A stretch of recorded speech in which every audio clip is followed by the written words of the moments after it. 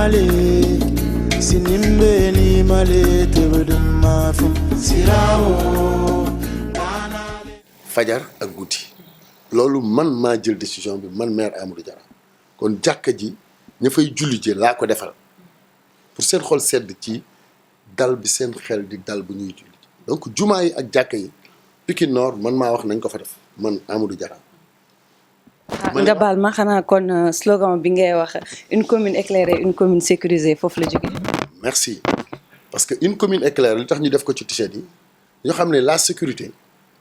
mun nga jël ay nit ñuy garder mais bu leeree day contribuer ci sécurité bi moo tax ma ne une commune éclairée mooy une commune sécurisée parce que su yëpp na leer dina dissuader les tentatives d'agression ma ne su jàkka yi paree ak jumaa yi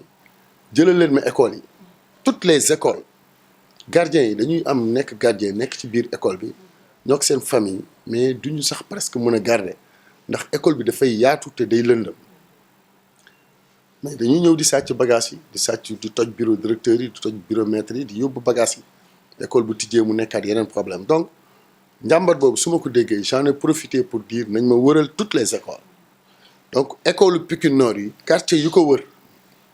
suñ ko wëralee ay solaire man maa jël décision boobu sama option la ci critères yi ma def pour que 240 yi ma am fu ma ko def moom ko jëlee ci état wax na nañ ko def quartier Ndiassane dañ ko def quartier Darou Khoudoss dañ ko def quartier Aynoumane 1 Aynoumane 2 Nimzat 1 Nimzat 2 sëkk ba route des Niayes ñooñu ñëpp am nañ mais nag mu des beneen boor bi à partir de rue du waa Wakhinane Nord ku ci amul jàkka amoo école gisoo solaire mais nag ñoom it am nañ ndax am nañ jàkk parce que quartier yëpp am jàkk kon solaire yi am na fu mu dugg mais am na fu mu duggul alors man na comme daan naa def 6 millions def 8 def 12 def 14 ren il faut que ma mottali li solaire yi indi ma jël ci budget bi 26 millions commandé 300 lampes mais du n'importe quelle lampe de jox ma lampe bi moo la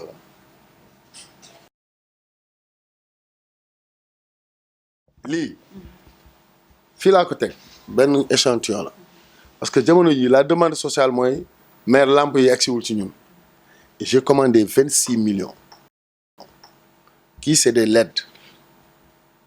benn lampadaire bu nekk ci porte lampe bi ñett yi lay am day leer comme solaire yi day leer comme seen projecteur bi donc Pikine Nord lii forme bii nga gis day bokk ci décor urbain bi yii modèle yu bees yi génn Europe souvent alors Pikine Nord comme dama daan opté ci éclairage public di ci def ay millions chaque année di yokk ay 2 millions 4 millions ren maa ngi ci 26 millions pour leeral dëkk bi nañ avec ce décor là bii mooy nekk ci buntu kër ñëpp ku amul solaire bii ngay am te yi daan am te am benn lampe rek booy daan toog ci ruqu ah bugguñu mu leer dañ koy toj mais bii xoolal sama jaaro blende la incassable bii nag moom la ñuy def phase test bi dans 15 jours installé ci 60 def ko ci boulevard yi boulevard Serigne Mouhamadou Lamine Bara bi mu tuddee muy jóge jumaa ji dem ba terminus Salu Bees ak ba ca topp fa la ñuy éclairer pour ñu mun ko contrôler su test bi réussir niñ ko bëggee sur les éléments techniques mu baax mu indil ñu si 300 yi bu ko defee équipe bi installé ko fépp donc yéen waa Pikine Nord ci biir émission éclairage maa ngi leen di xibaar ne la commune de Pikine Nord sera entièrement éclairée avec un éclairage moderne sur la base des LED mais également avec éclairage solaire yi état bi teg sama loxo man maire te ma indil leen ko mu jëm ci jàkka yi ci école yi ci dispensaires yi ak les quartiers yi ma cité léegi muy Ndiassane Darou Khoudoss Nimzat 1 Nimzat 2 Aynoumane 1 Aynoumane 2 sëkk ba route des Niayes donc lii la maire de la commune Pikine Nord bëggoon éclairer ci biir émission éclairage par rapport à l'éclairage public de Pikine Nord. Monsieur le maire nga may ma juste ma rebondir ci benn question rek damay dégg tout le temps ñuy wax projet PACASEN ma bëggoon nga wax ñu ci dara ak lan moo ko. waaw PACASEN c'est le projet d'appui aux communes et aux agglomérations de Dakar. PACASEN aussi c'est une En fait, c'est un programme de l'État du Sénégal qui vise à allouer aux collectivités locales, aux collectivités territoriales, des ressources financières, mais sur des tiroirs d'investissement. D'ailleurs, première année, il y a un partage global. Une commune yëpp temps la ñu am. Maintenant, selon les guichets, su fekkee la commune est porteuse d'un autre programme, da koy dem soumettre PACASEN suñ ko adopté dañ la koy yokkal en dehors du fonds commun bi ñuy joxe. Alors PACASEN boobu nag li ci intéressant te ma koy féliciter mooy c'est une perfusion financière dans le budget de la commune. C'est-à-dire xaalis bi PACASEN di joxe comme 26 millions yi ci biir budget bi lañ koy dugal. Le maire de la commune moo xaalis bi jóge ci juuti bi ak ci taxe stationnement ak c'est la même chose dañ ko ci voté vote conseil municipal yu voté ko maire aussi mooy wax fan la koy def su nee nañ ma ko defal fii ñu defal ko fii su nee nañ ma ko defal fii ñu defal ko foofu nag j'ai pris 3 décisions majeures. PACASEN bi Pikine Nord am na ci 303 millions 303 ñetti téeméeri millions ak ñett ñu ne fan nga koy def ma ne école neuf daa am juróom-benni classe fi taxaloog dispensaire municipal bi juróom-benni classe yi nga xamante ne dafa suulu c'est des classes qui datent de 1958 dama ko bëgg a dindi comme ni ma tojee miiru école 7 école 1 yooyu c'est des murs de Senghor Abdou Diouf le maire dindi na ko ba defar ko avec salle informatique bi moom lañ def fleur yi mu jàkkaarloog Dominique boo ko rombee di nga gis ne le maire a éradiqué ces murs incertains insécurité yi doon am foofu ñu koy bënn di fa jaar yooyu réglé naa ko noonu laa bëgg a réglé ci projet PACASEN bi les 6 classes de Pikine 9 pour ñu daane ko toj ko tabax ko et je travaille avec les techniciens de l'ARD 10 millions la par classe muy 60 millions beneen priorité bi mooy terrain Daaru Xudoos ou Gelawaar xale yi amatuñ terrain dama décider ci projet PACASEN bi ñaan naa état bi ci booru arène bi ñu jox ma espace ma def fa benn terrain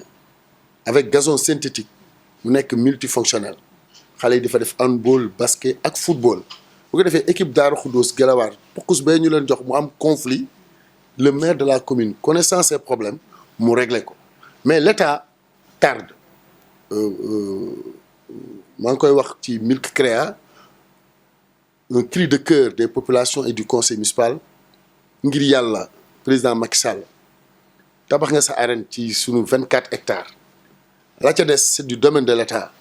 mais jox ñu ci lu ñu tabaxal jeunes yi waxuma mën fu ma tabax sama kër mbaa sama kër njaboot mais fu ñu tabax ay infrastructures de base terrain bi priorité la pour la jeunesse surtout la jeunesse sportive nañ ñu ko jox ñu jël ñu tabax ko def fa ni ñu utiliser Alassane Djigo mais léegi bu boobaa mun naa def sax ay entrée de taxe donc PACASEN bi deuxième priorité boobu laa ci jël troisième priorité bi mooy éclairage public gis nga lii nii su paree dina am lampe yu grillé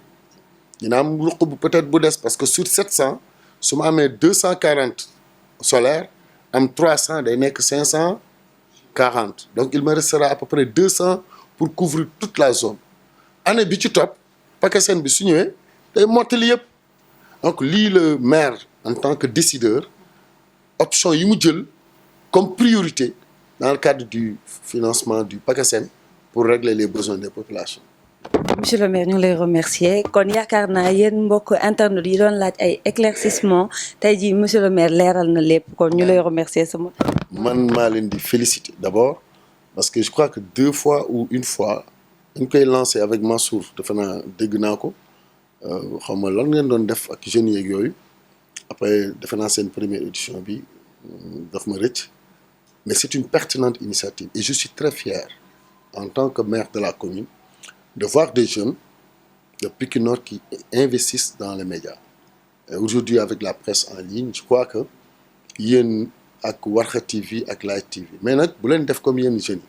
yi mu leen koy conseiller parce que am na booy bu ma invité ci programme am xamu ne man dama feebar ñëwuma ca dafa yow yor utiliser média am di dal ci kaw maire donc tegu ko fenn quoi puis sa programme c'est ton programme maire yi mun na la jàppale wala mu bañ la jàppale c'est pas une obligation man wala sax ñu planifier ko ba ñu voté suñu budget boobu peut-être Milk créé wul wala programme boobu amul nga yeew rek def un programme de 4 millions ñëw indil ko maire mu ne la aw ma nga mere donc il faut pas que utiliser vos médias ou vos médias parce que créé ngeen ko après mu nekk aussi waaw occasion boo leen di déraper je vous conseille d'être à la hauteur je crois que l'équipe que je vois ici c'est des jeunes très républicains très citoyens maa ngi leen di encourager ngeen am crédibilité et que ngeen mën a concurrencer les médias de presse yi gën a garaaw ci Sénégal ak ci àdduna bi mën na nekk c'est très possible il faudrait que vraiment ngeen dugal ci de la déontologie journalistique ngeen xool le code de la presse wut ay professionnels encadré ko da ngeen dem ba am une télévision di am ay publicité ba ñëpp di leen suivre donc vive Milk Créa xam naa ne Milk ngi ci xam naa création ngi ci maa ngi leen di féliciter que ngeen jëm ci kanam jëm ci kaw Pikine Nord forever merci beaucoup. Ni male sinimbe ni male